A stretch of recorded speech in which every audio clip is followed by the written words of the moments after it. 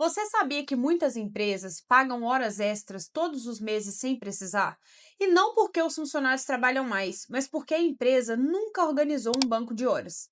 E tem outro lado dessa história que é ainda mais sério: o banco de horas feito de qualquer jeito, sem os requisitos legais. Tem grande chance de virar passivo trabalhista na mesma hora que o funcionário é demitido. Ou seja, a empresa acha que está economizando, mas na bendita rescisão, descobre que deve tudo e mais um pouco com juros e correção monetária.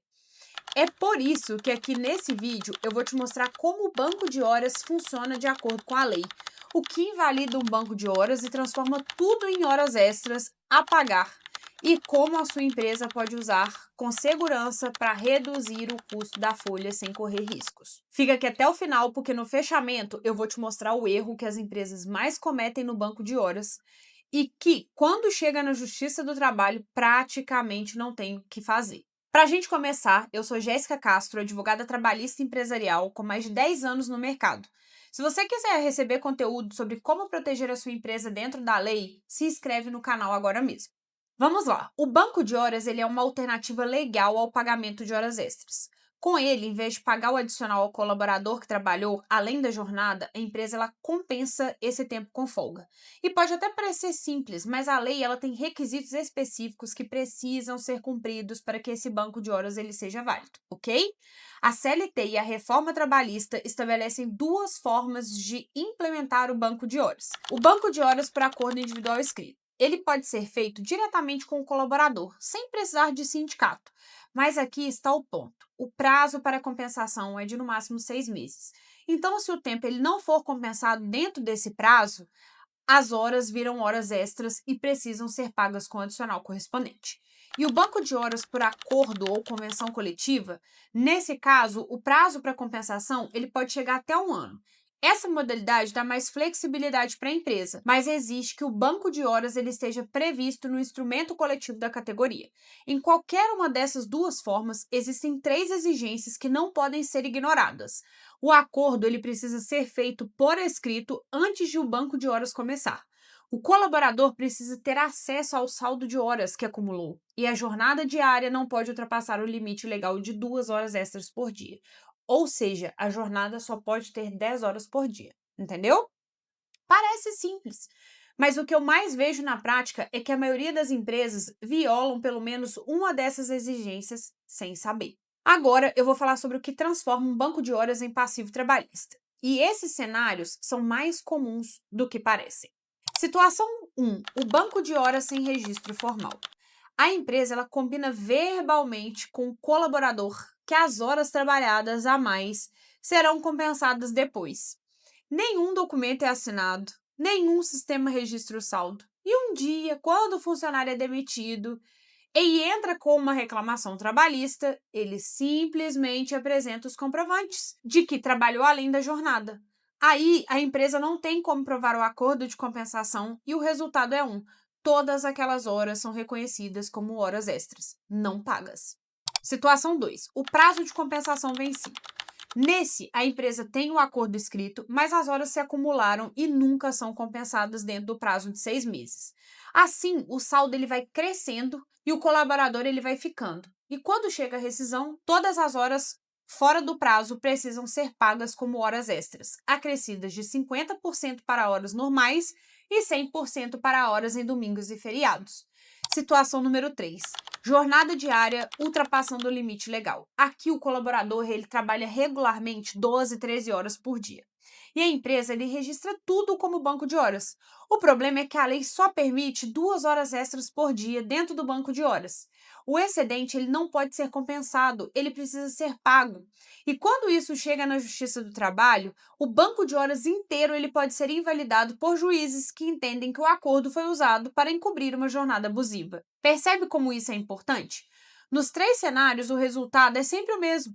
A empresa que pensou que estava economizando termina pagando o dobro do que pagaria se tivesse feito tudo corretamente desde o início. Se você nunca tinha pensado nesses detalhes antes, deixe uma curtida. Essas informações precisam chegar para mais empresários. Agora que você já entende onde estão os riscos, eu vou te mostrar como estruturar um banco de horas que realmente funcione dentro da lei. Passo 1. Formalize o acordo antes de começar. O banco de horas ele precisa estar documentado antes de a primeira hora extra ser acumulada.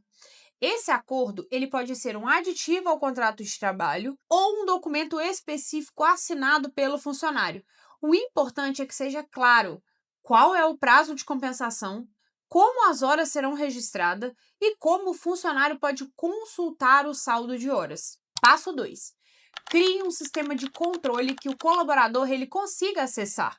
A Justiça do Trabalho, quando analisa um caso de banco de horas, ela verifica se o funcionário tinha acesso ao seu saldo. Isso significa que a sua empresa precisa de algum tipo de registro.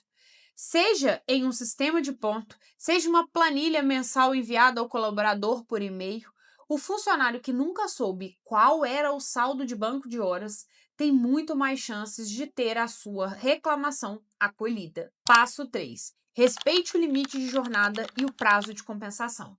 No máximo 2 horas extras por dia dentro do banco de horas. E o saldo ele precisa ser zerado dentro do prazo do acordo. Se perceber que o saldo está acumulando sem perspectiva de compensação dentro do prazo, é melhor pagar as horas excedentes do que deixar virar um passivo maior na sua rescisão. Passo 4. Na rescisão, zere o banco antes de fechar o cálculo. O saldo positivo de banco de horas que existe na data de rescisão precisa ser pago ao colaborador. Muitas empresas esquecem disso e o fim das contas acaba virando uma reclamação que poderia ter sido evitada. Agora, eu quero te mostrar o ponto que mencionei no início, o erro mais comum que as empresas cometem no banco de horas e que quando chega na Justiça do Trabalho, praticamente não tem defesa. Usar o banco de horas como se fosse uma forma de nunca pagar horas extras, mesmo quando a jornada do colaborador claramente ultrapassa o que a lei permite. A empresa ela acumula horas, o prazo vence e ninguém fez nada. Os meses passam, o saldo cresce e quando o colaborador é demitido, ele chega na justiça com 2 anos de controle de ponto, mostrando que trabalhou além do limite legal todos os dias, e a sua empresa apresenta um banco de horas que nunca foi compensado. Nesse cenário, o juiz pode não só reconhecer todas as horas extras como não pagas, como também ele pode entender que a sua empresa agiu de má fé ao usar o banco de horas para encobrir uma situação que sabia que era irregular.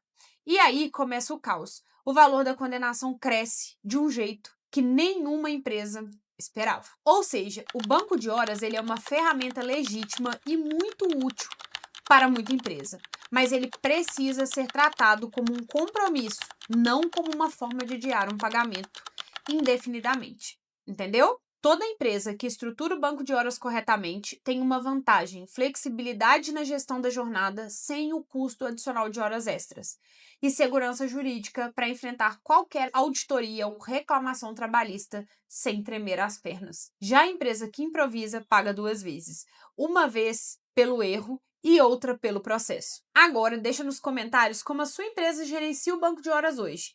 Eu quero saber se você já tem acordo formalizado ou se ainda faz isso de forma verbal. E se você ainda não está inscrito no meu canal, faça isso agora. E até o próximo vídeo.